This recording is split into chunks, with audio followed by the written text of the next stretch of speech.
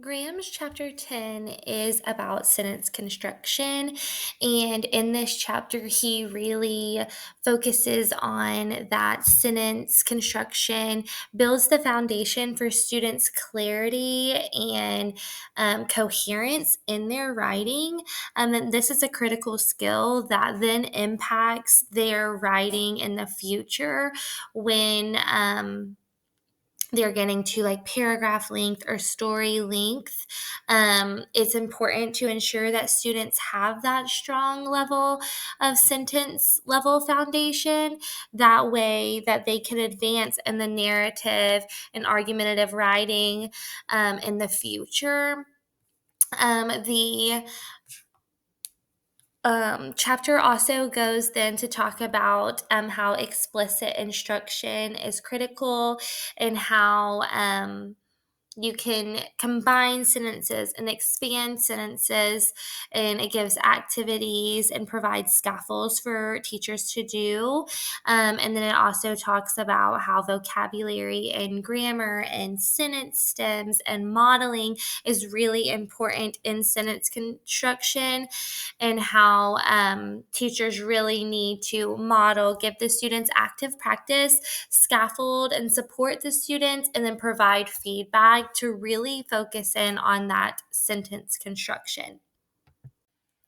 In my case study student's narrative and opinion writing, the student lacked having an introduction and an ending.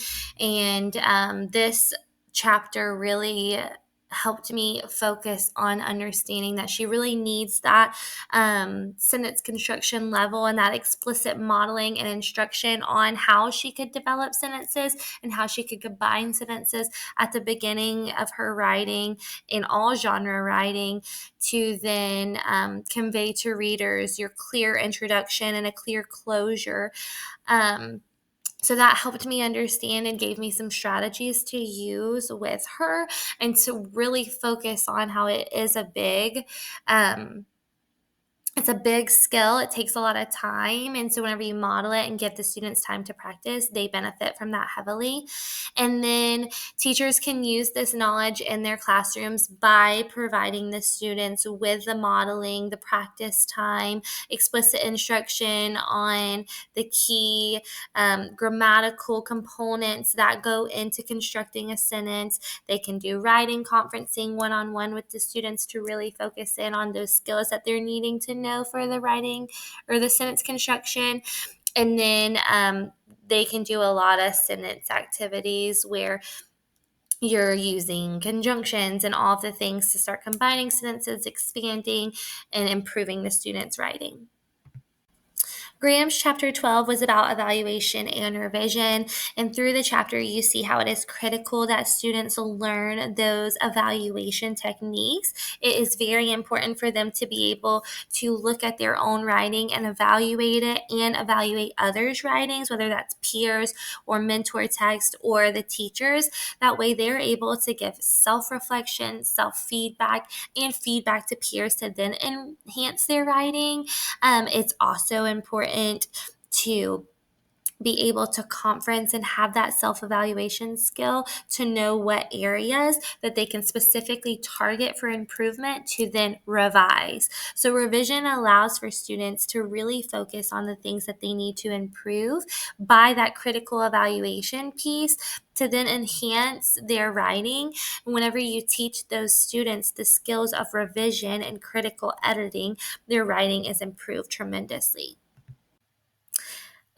My case study student and the intervention lessons closely align to this chapter because we are working on how to develop a good introduction and a good closure for genre writing.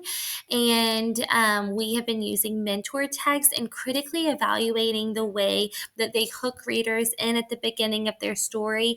And whenever it is an opinion story, how they state it clearly at the beginning of the book and restate it at the end. So we really have been critically evaluating authors' choices, and I feel like that aligns closely to what Graham is talking about in chapter 12, and it helps me understand and validates, the ways that I have been modeling and providing many lessons on really being able to evaluate our own writing and evaluate other authors' writing for them to then recreate that in their own writing.